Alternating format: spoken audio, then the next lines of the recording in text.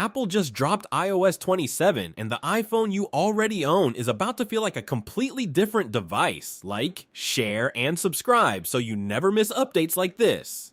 Apple revealed iOS 27 and iPadOS 27 at their Worldwide Developers Conference.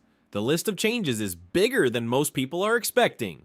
Developer previews are live today, and a public beta opens next month before the full release this fall. The biggest addition is Siri AI, a completely rebuilt AI assistant deeply built into the system with its own dedicated app. Apple calls the broader set of AI upgrades next-generation Apple Intelligence, and it touches almost every corner of the OS, but the speed improvements are what will make you notice the difference immediately. App launches are up to 30% faster, new photos load in your library up to 70% faster, and AirDrop transfers are up to 80% faster. Apple has also added an optimized CPU scheduler and smoother switching between Wi-Fi and mobile data. The design gets a refinement with liquid glass, now offering a transparency slider so you can control the see-through effect. Icons are sharper, and contrast has been improved across the board. Smarter Mail search surfaces the most relevant results first. Auto-generated subtitles for any video now include translation support. iCloud shared albums now open to Android and Windows users. Maps flyover mode has been enhanced, and GymKit support is coming to iPhone and AirPods Pro 3. On iPad, you can turn any set of photos and videos into a slideshow with music and transitions and save it as a video. Calendar events can be added just by describing them in plain words. File transfers to an external drive are up to 5 times faster on iPad, so here's the real question. With Siri AI, massive speed gains, and a redesigned interface all arriving together, is this the biggest iOS update in years? Tell us what feature you are most excited about in the comments.